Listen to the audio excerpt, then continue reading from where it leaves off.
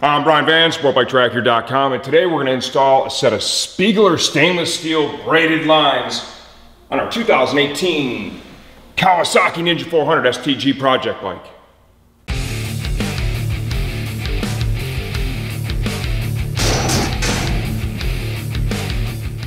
Okay, our project bike is an ABS equipped model, and I think the majority of those that are going to be out there are going to be that because the reality is the ABS models have a lower insurance rate, which is important to a lot of people for sure, okay? It does change the brake line installation process quite a bit because now you don't just have a line that goes from the master to the caliper on the front and on the back. You have master to ABS unit to caliper, and that happens on both the front and the back. So there's a lot more work involved installing this kit.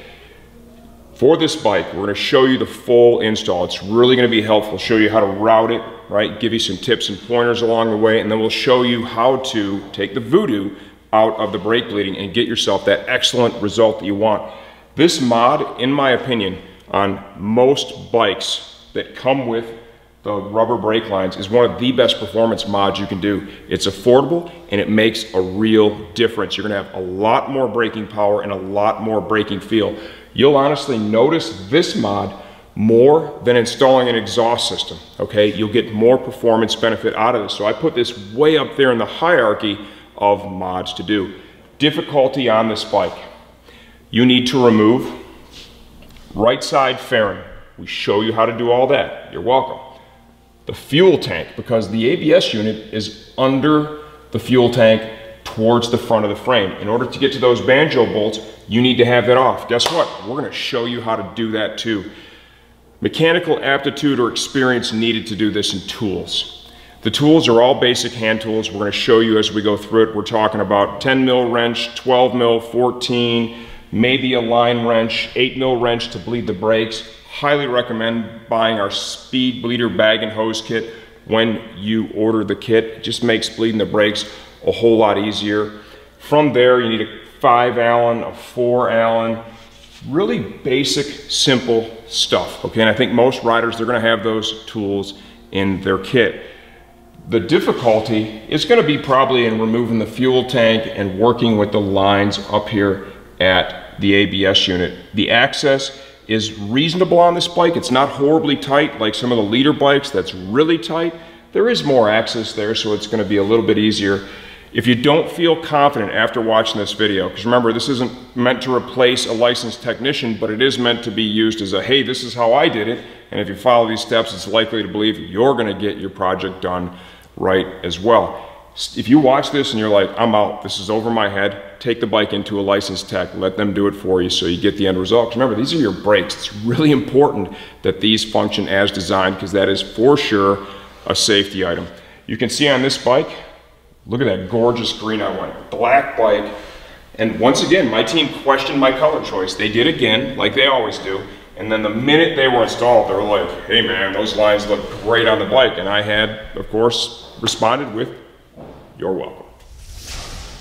Okay, now we're going to remove the fuel tank. Remember, we need access to the brake pressure modulator, the ABS block. It's right here under the tank. Side fairing is already off on the right side.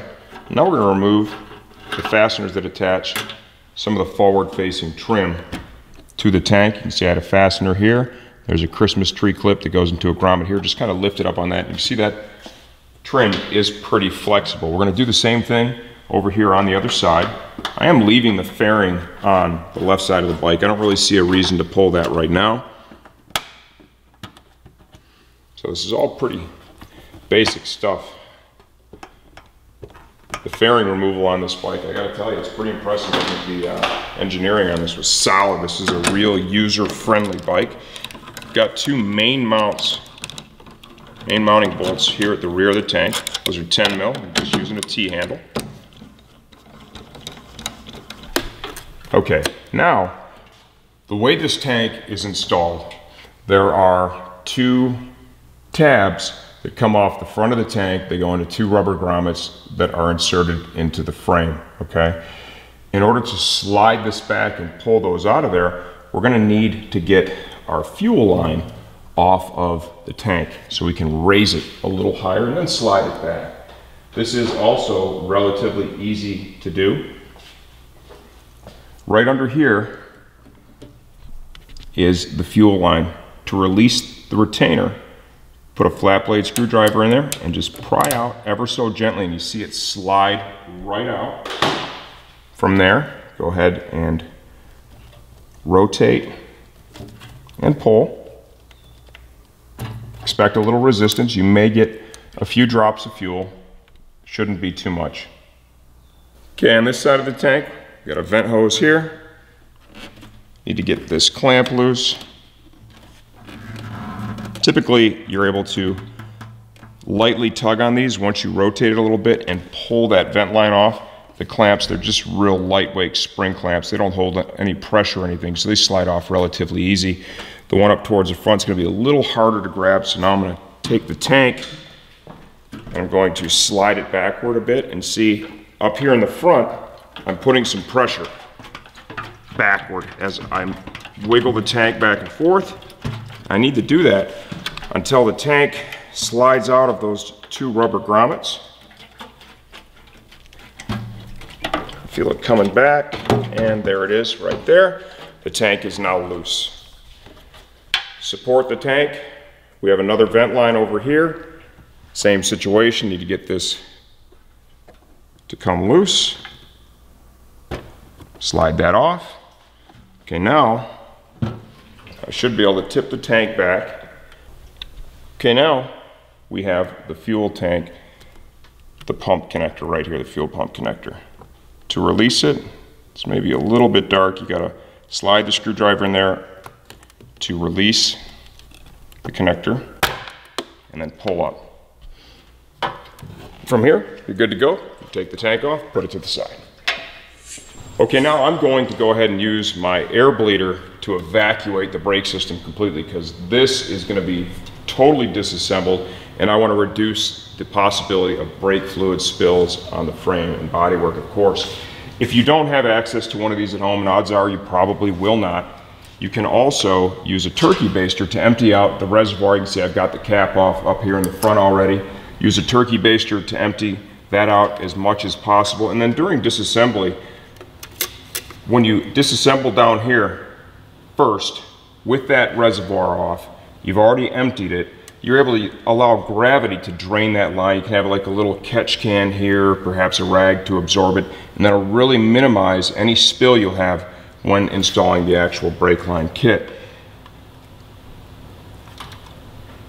If you have an air compressor and a power bleeder, it makes it a whole heck of a lot easier. It's going to allow me to get the system completely empty.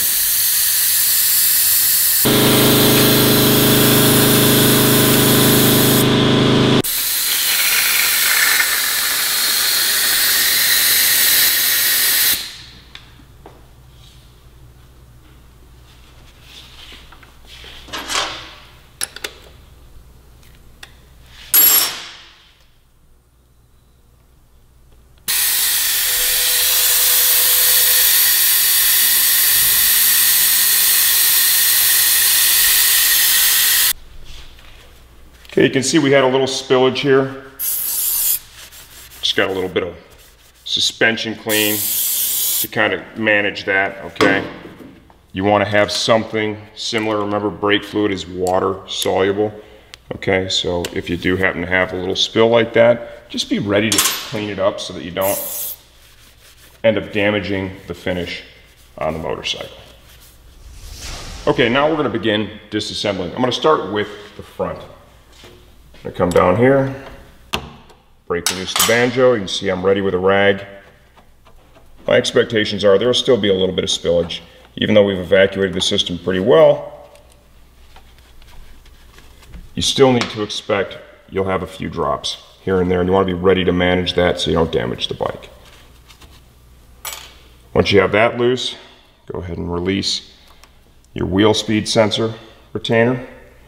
And then the brake line itself is supported at multiple points. There's rubber grommets that are actually over the hose. You want to release those from their mounting points.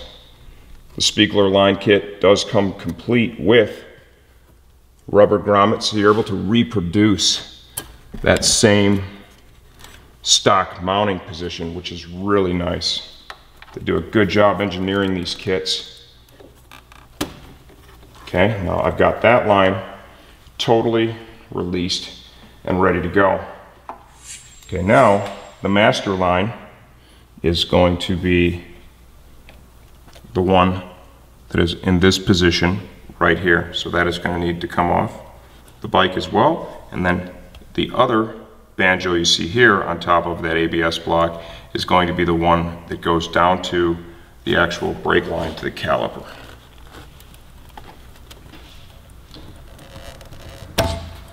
Let's get that grommet loose. Okay, now for these two fasteners, you can see I've got a 12mm hex on a universal and a T-handle.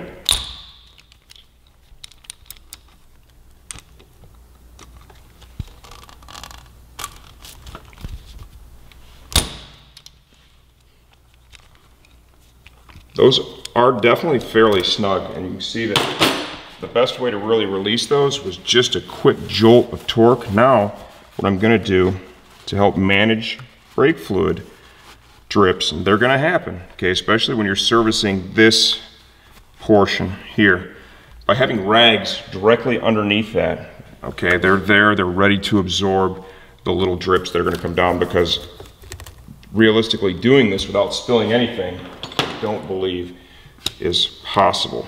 Okay, so now let's make note of which port on the brake pressure modulator valve goes to the master and which one goes to the actual brake line itself. It's really important that you get those straight. Stock banjos will not be reused.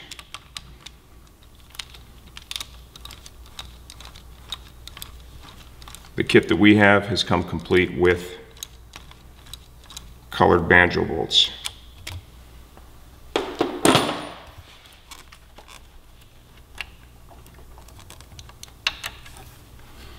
Okay, get all that out of the way. Now, once again, let's verify what goes where.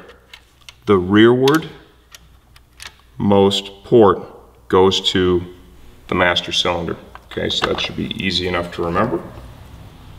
Banjo bolt up here at the master.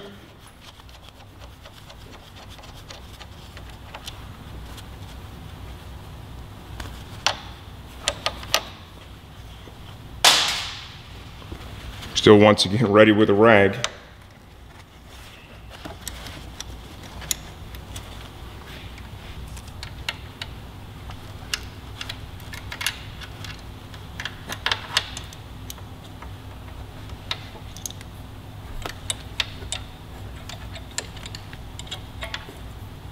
Okay, fish all that out. Now we have the one that runs down to the caliper, and it's a great idea too to let's take a good note of the routing, okay, because in the end the installation of the new line is going to kind of mimic what was already there with the stocker. Okay, a little spill on the fender that I need to take care of right now. Okay, now we've got all the front lines off, we're ready to begin installing. Looking at the kit, this is the line that goes from the master cylinder to that ABS block. This is the line that goes from the ABS block down to the front caliper. And you can see that it says right here, there's a sticker on it that shows ABS unit. So this is the banjo bolt that will then go to the ABS unit of the bike. We're going to begin by installing the line that goes down to the caliper. When you do this, the first thing I want you to do is let's mimic the routing, okay, that we had with the OEM line. And let's get this bad boy into position. I'm going to feed it up and through. When I lift the bike back up, I'll be able to give you a closer look at what we did here.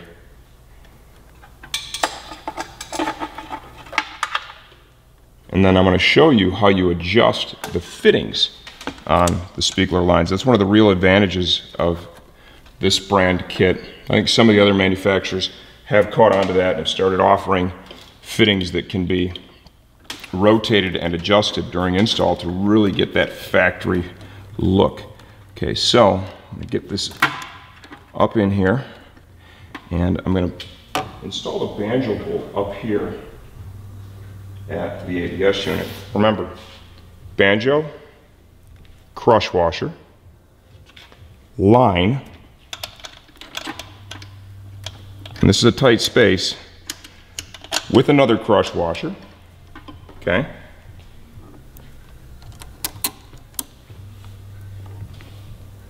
And then we'll be able to move this into position. Take care to keep the banjo and all the associated washers in position, okay? Because they all have to be there. You cannot install this fitting without having that banjo washer in place, because it will in fact leak. The washer is what seals the fitting. Okay, this is tight quarters in here, so in order to get this banjo started, you can see I'm actually gonna use the T-handle. Got a 14 mil socket there that has a universal built into it, okay? Notice how easy that started, okay? Whenever you start a fastener like this using the tool, you want to be really careful that it goes in easy. You don't want to cross thread this thing. Okay, now slide the grommet up in position. Okay, just get this stuff all started here and mocked up. Now we can raise the bike a bit. Okay, I don't have that tight up there. Okay, it's just finger tight, not torqued. So now we'll slide that rubber grommet into the retainer there.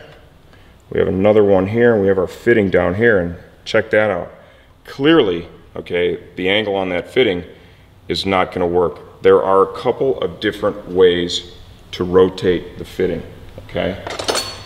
I'm gonna show you a method that does not require using the vise right now.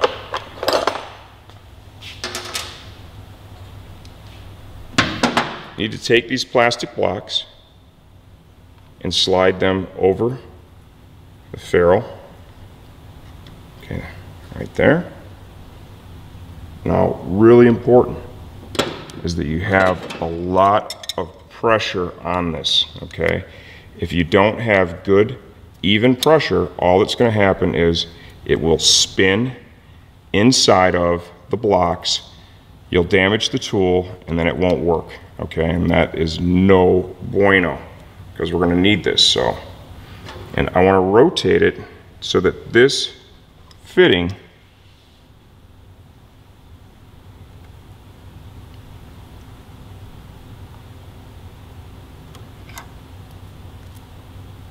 has the line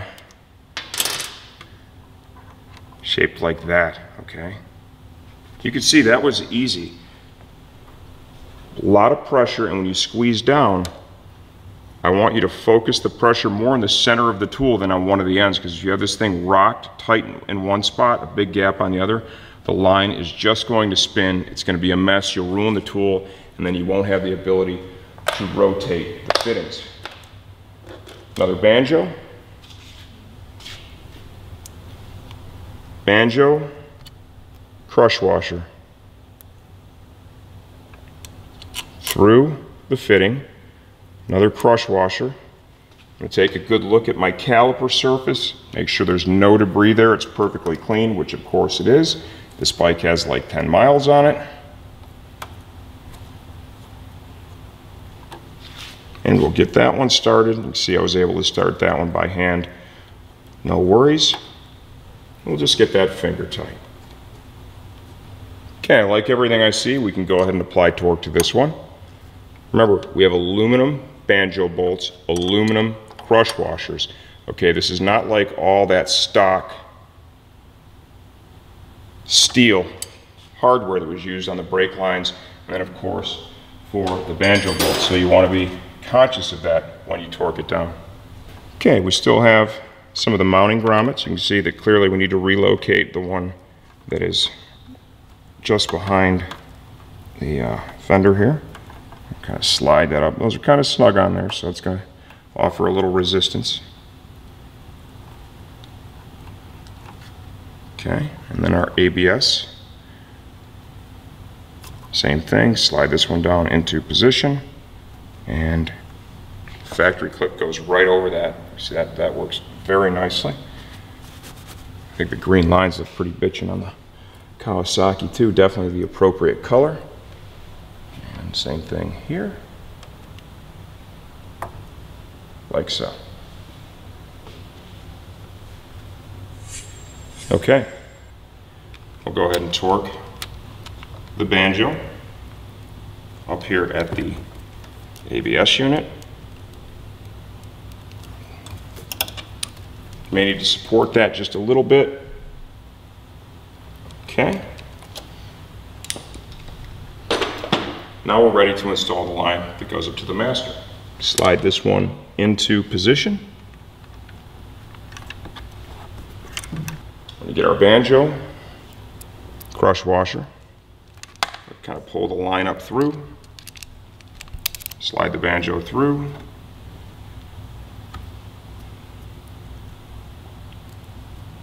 like so. Now we'll use the other end of the line to help steer this into position. Okay, now take your time getting this started. You do not want to cross thread that. Remember, we've got aluminum on aluminum here, so it really doesn't take much to damage the threads. You really want to be careful with that.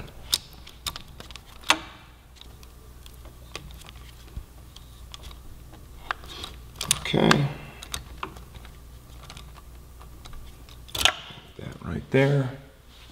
Once you've got the line in position, verified that the angle is good, we're going to go banjo bolt, crush washer, through the fitting, crush washer, and then start this into the master. Hopefully this treats me a little better than the ABS unit did, because tight quarters there. That's a whole different world installing brake lines on these ABS bikes as compared to motorcycles that were not equipped, which has changed very significantly over the course of the last couple of years. This now, you'll be able to torque this. Okay, just wrap this part up.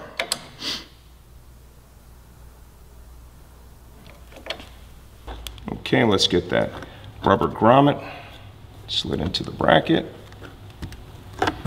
That's something Spiegler started doing a couple of years back, and I gotta tell you, that was a welcome addition, because it really helps you get that routing just right. Gives that factory apply final torque here.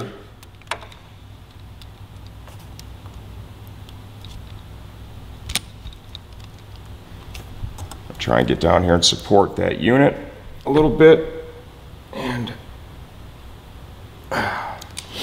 there you go. Okay, now we're going to begin the rear line installation. You can see with the front, the most difficult part realistically was dealing with the fittings up at that ABS unit. For the rear, we are installing a line that is going to span from the master cylinder all the way up to the ABS unit. It's going to replace a section of rubber right here, as well as the entire metal pipe. Okay, so that will all be removed from the bike and replaced with the stainless braided line, which is going to be this piece here. This is going to go from the metal brake pipe, it's tough to see here right now, it's kind of hidden, all the way to the back caliper. Okay, we need to get a little more access. We're going to remove the rear tire hugger, which is integrated into the chain guard, and then we've got a little trim panel here that I wouldn't mind getting out of the way. This is going to get us some access to the fitting for the line that goes to the rear caliper. 2 4mm Allens here. Put the piece of trim to the side. It's going to give you a good look right here at that line that I was talking about. Okay. Now we need a 5 to remove the rear fender. There are 2 push pins that are forward part of the swing arm, the brace and the swing arm here, that we need to release. Those are just like the ones that you would have dealt with for the fairings. Just push in on the center. I'm sorry, there's actually only one. Just push in and release that. This will be reused. Now we'll go to the other side of the bike and pull the other fastener.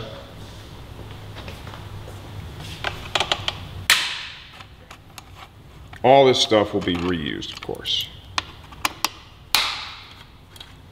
Okay, we're going to remove the line that runs from that ABS unit back here to the caliper.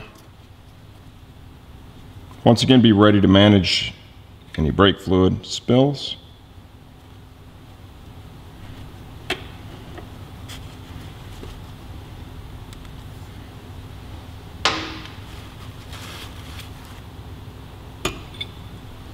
Got your ABS wheel speed sensor harness here. I'll release that, just helps us get more operating room to install the line. Right here is where we need to break the fitting loose. To get a little more room, we go ahead and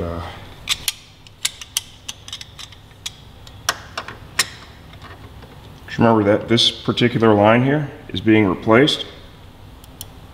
So I just bent that out of the way so I have a real good shot at that hose. Okay, I got a rag tucked in down there. It's just going to help us catch any fluid spills. Okay, that all loose.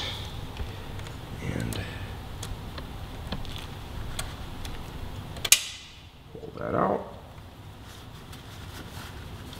Drip there, we're going to catch that. Got another retainer here.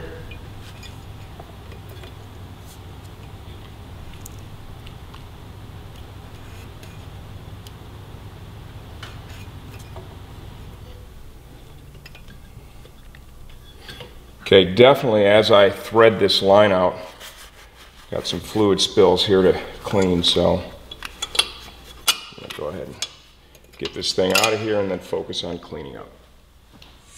Okay, now we can go ahead and install this line. Okay, this is really easy. You won't have to worry about rotating this fitting at all. It's going to fit perfectly. You can see we've got the grommets in place to use the stock mounting positions. You're going to need a 14 wrench here to support that when you tighten up the flare nut that goes in.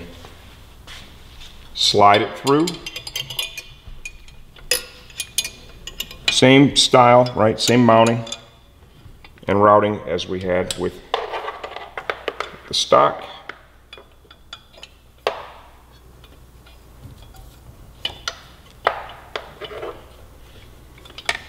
So we'll get that all into position. The right place to start is we're going to mount up the back portion of it first, as that is important. It's rotated in the correct position. Okay, so kind of manipulate the line a little bit and get it to a spot where we're able to do that. Banjo crush washer through the fitting, the crush that goes between the fitting and then of course the brake component that you're fastening it to. Make sure that the surface is clean, free of debris, which I've already done. And then go ahead and start this, and you can go ahead and run this down, finger tight. This one we can actually apply torque to right out of the gate because there will be no reason to move this at all.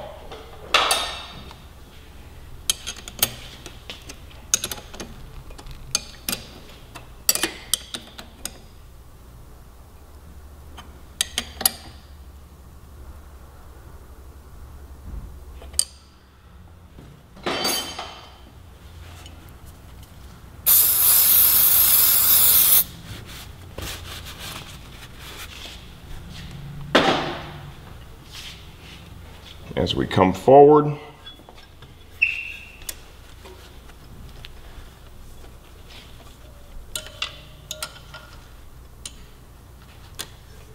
Let's go ahead and get that fitting started. Make sure I'm going to be happy with where the wheel speed sensor routes. That all looks good. And before you install any of those grommets, you're going to want to get this fitting started. Got it finger tight now, and that's going to allow us to push all the grommets in place.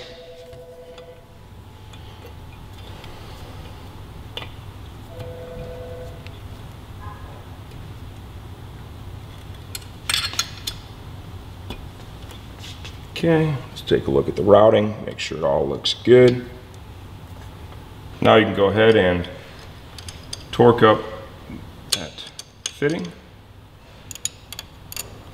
14 wrench on the Spiegler brake line. I've got a 10 on the actual metal brake pipe. Like so.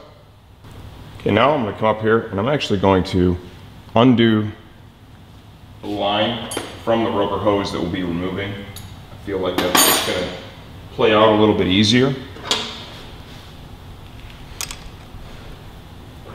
Got a 17 wrench, 10 line wrench.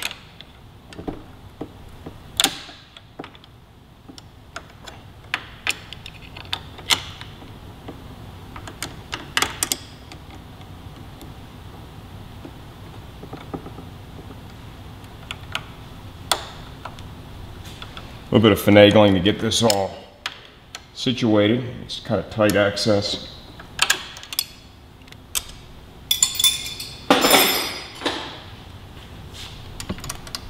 Let me get a rag, manage any fluid. I expect there will probably be some spillage, of course.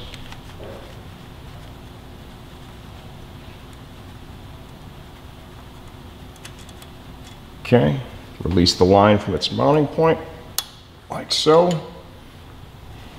A little further back. Let's see. And then we have the banjo bolt here. Okay, now we're going to take and remove the banjo at the rear master.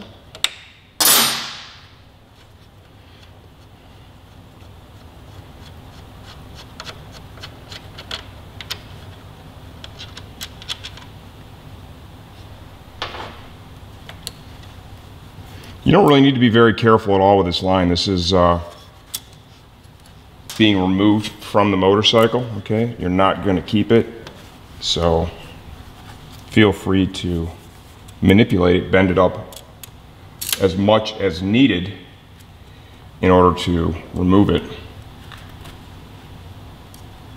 You'll find that it's pretty darn flexible.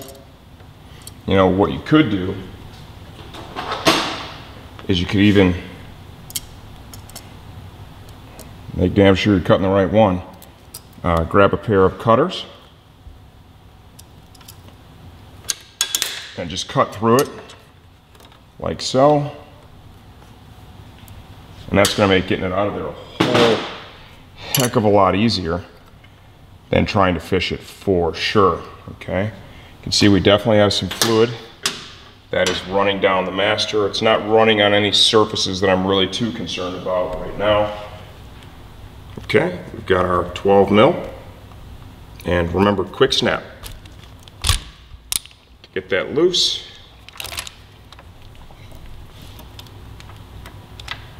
we already have our rags underneath there to catch any fluid.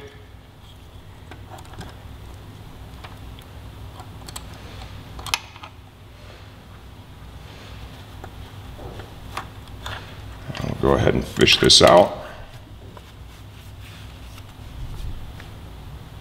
Okay, now we have the line that's going to span all the way from the ABS unit to our rear master. We need to get this thing routed. Kind of take my time here. The fitting that is going to go up here is going to be the shorter of the two.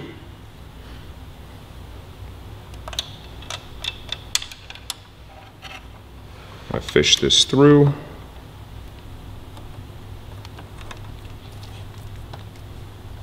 Sure, this one's going to be tons of fun to start the banjo bolt on.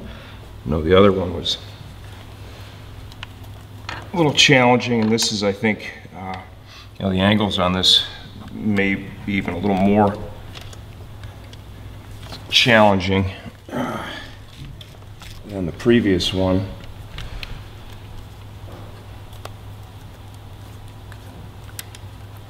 Kind of thread this through like so. Definitely going to take my time here to make sure that, you know, I have this in what I would say is the best possible position.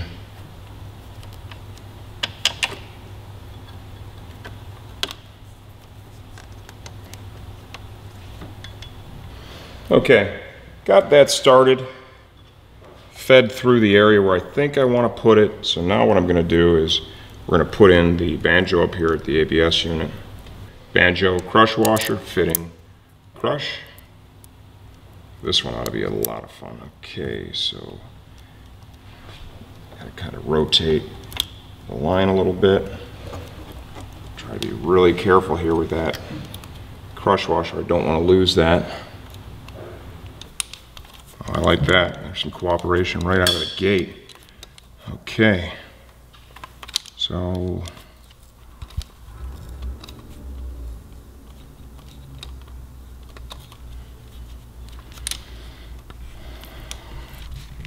no final torque, but we'll just kind of get that seated right there. Okay.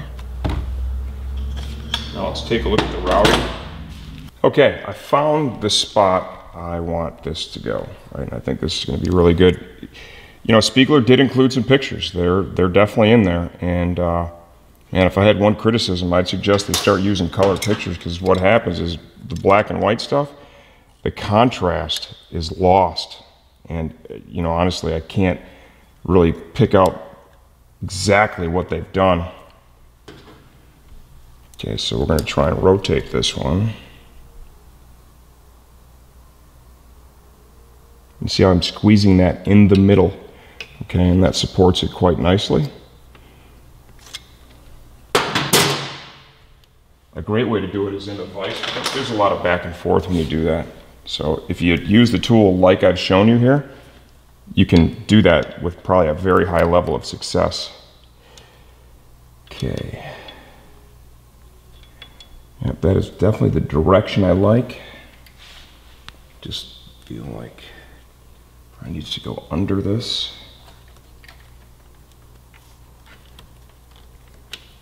And I'll really give you a good look at this when we're done, so that you're able to mimic what I'm doing. Okay, I like how that's landed now, and we're going to obviously tidy this up quite a bit. Let's get a banjo bolt in this now, so we can have it held firmly in place. Banjo crush, fitting, crush, and then of course the brake component. Ensure the surface is clean. I've already done all that. Okay, we're going to spend a little time here with this, all right? And I want you all to have the opportunity to look, especially if you're going to do this project, at how I chose to route this. And I think having that green line in here is going to offer a tremendous amount of contrast. It's going to help you replicate this, okay? There's how the fitting is routed behind the brake light switch. Now I'm running parallel with the pipe that still remains in place. I used the same mount point where the brake pipe went in. The brake stainless steel braided line went right in there. Now we're going to go ahead and we're going to make use of a couple of cable ties here, okay? And I want to get this secured to that metal brake pipe in a couple of spots. I believe Spiegler had at least one cable tie in the kit. Honestly, I think you need a couple more.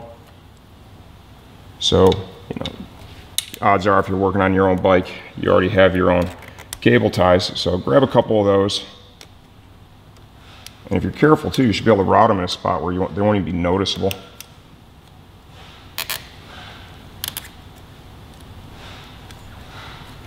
Right there behind the frame, I think is a nice place. Get one more kind of right down in here. And what I want to try and do is make sure that we've got, don't want to leave the line laying on the engine at all, okay? There'll be a lot of heat transfer that can boil brake fluid. Brake fluid boils. It's going to result in spongy pedal feel. Nobody wants that. So at the end of the day, you don't need to be really too crazy about this. Honestly, that one spot there really accomplished everything I wanted, and it's basically right at the bend. Okay, so right there. Come up here around the frame. This is probably not 100% necessary, but I'm going to put one in here. It looks like 2 cable ties is going to get that accomplished for me. Then of course we'll trim off the ends. Okay, time to reinstall the fuel tank. You'll see these 2 buttons here. You need to slide inside those rubber grommets, okay? And to be open and honest, it is slightly challenging. It's not horrible, but it's also not the easiest thing that I've ever done.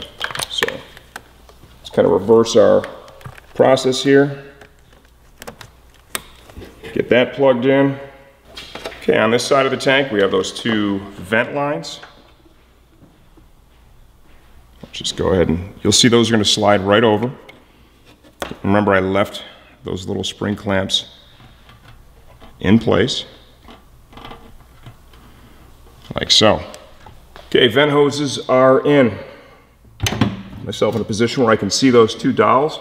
They are now just slid into the beginning of those rubber grommets. Let's keep mind of the plastic trim that goes around the tank, and we're ready to push forward. You need to wiggle the tank while putting some forward pressure on it, all at the same time. That was a pretty snug fit, okay?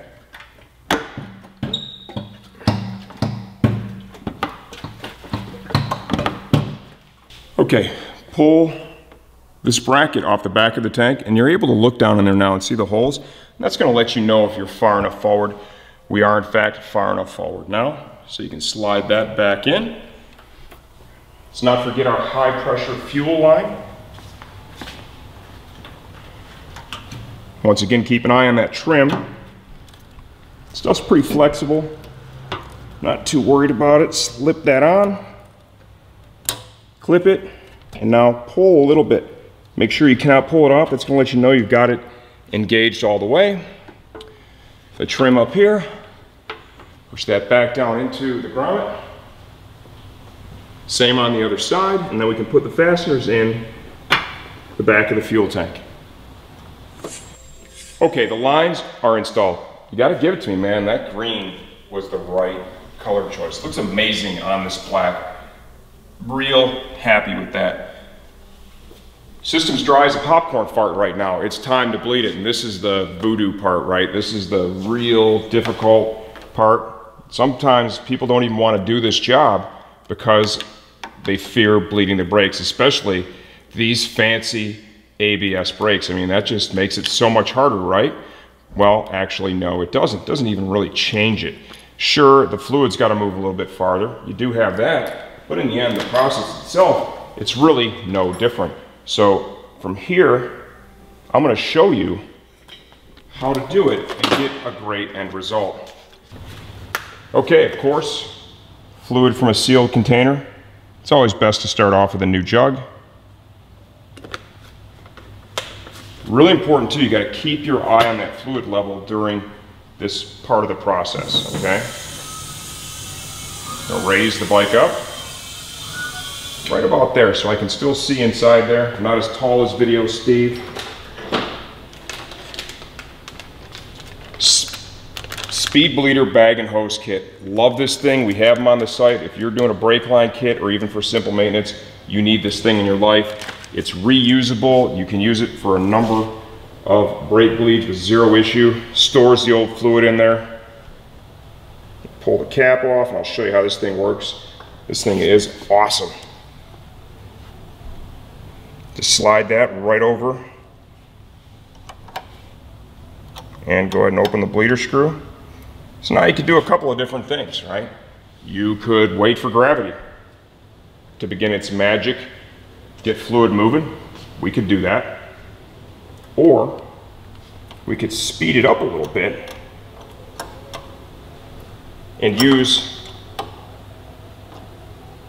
that master to help us get the fluid moving. How I'm going to do that is, I'm going to open the bleeder screw, I'm going to press and hold the lever, close the screw, release the lever, open the screw, depress, close, and I'm going to repeat this process a number of times to see if I can get some fluid moving.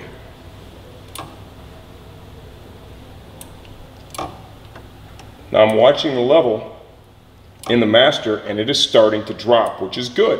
What that indicates is that we are now beginning to push the air out of the system. Okay, very important.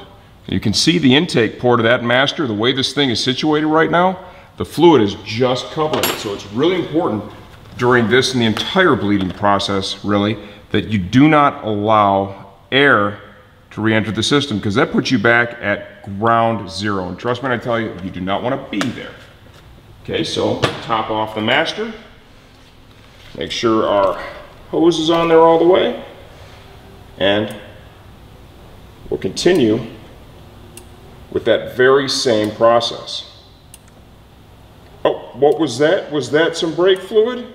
Well, once you got the fluid moving, okay, and you can see all the air being purged right now, you are in good shape right now.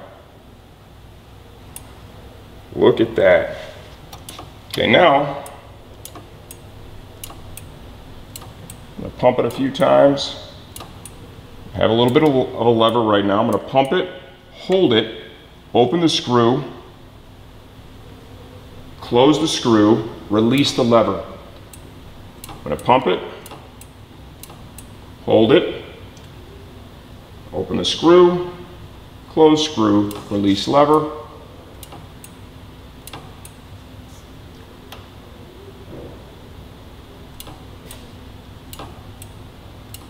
Keep an eye on that fluid level, that is so important. And the lever is literally getting better and better each time now. Okay, let's refill the fluid.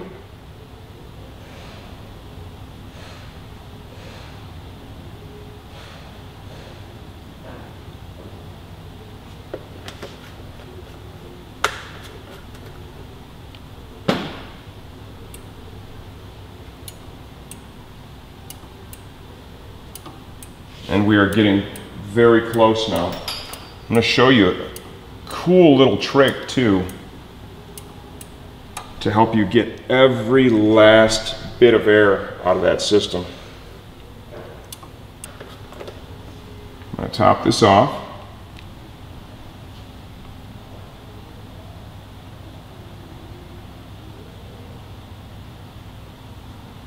Like so.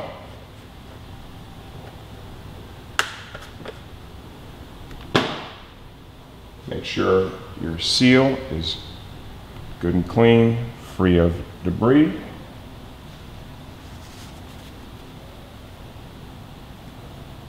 Kind of wipe away that little bit of excess there before we put our cap on. And after we tighten this, we will need to clean around there a little bit.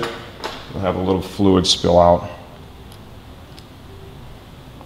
This master is at a heck of an angle, and it has the reservoir not sitting flush, and so you have to take that into account when you're filling the fluid level, okay?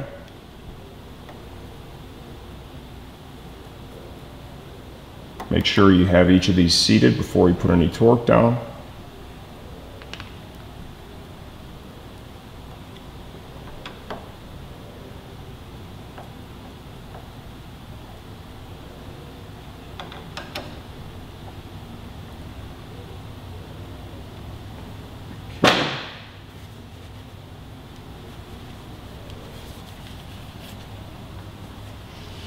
And we'll use some cleaner after the fact to just make sure that we have as much residue. It's not uncommon with this style Master 2, you might have some little drips around the area later on. That paint is really resistant. You want to make sure it's not blowing back on the bike, but if you see a little bit, just make sure that you wipe it up.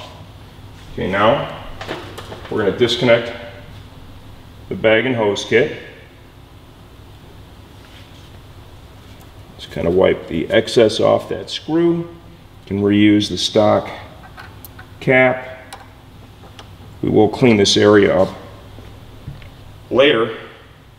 I'll just put the cap on this for a hot second before we jump to the back, and I want to show you a great way to ensure you've gotten all of the air out of the system. Okay, what I'm going to do is I'm going to squeeze the lever. I'm actually squeezing it fairly hard. I'm going to put a cable tie on it, and we're going to let it sit just like that. And from here, what happens is gravity just works its magic, and the air bubbles will begin to work their way up, if there are any, to the top through the master. By holding that open, you're allowing that port to stay open. Works like a champ. I definitely do this on every brake line kit I do, especially if I'm heading to the racetrack. I'll do this when it's in the trailer. It shakes around a little bit. The lever's perfect by the time you get there. Okay, now we're going to move to the back. Same deal. Reservoir top off. Fluid level is filled. Typically the rear is really easy because you're dealing with such a short span from the master to the caliper. But now remember, we have replaced everything from here up to the ABS unit and then back down. So that is a lot of brake line that needs to be filled with fluid. So don't expect this to go really any faster. Actually, this may take longer than the front because realistically you're filling more line. Got the hose over the screw, and we'll start depressing the pedal. Hold it, tighten the screw, open, and we're going to repeat this process several times while we monitor the fluid level in that reservoir.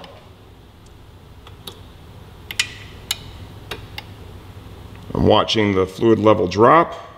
We're getting some pretty early fluid flow here. I'll take that. Hopefully that's what it is.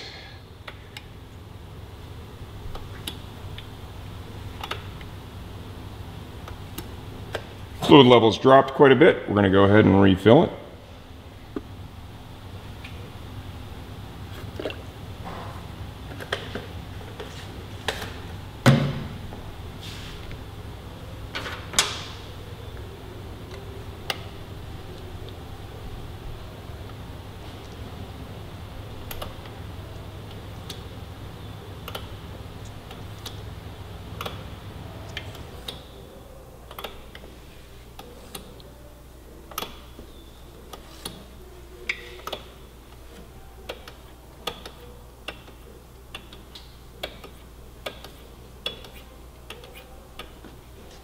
Okay, that actually went a lot faster than anticipated. We're to the point now where I'm going to pump it up and hold it. So we're going to pump the pedal, hold it down, open the screw. Close the screw, release the pedal, pump the pedal up. Wow, that's a great pedal already. And release. One final time. That is totally dialed right now. And release. We'll top off our fluid and clean up.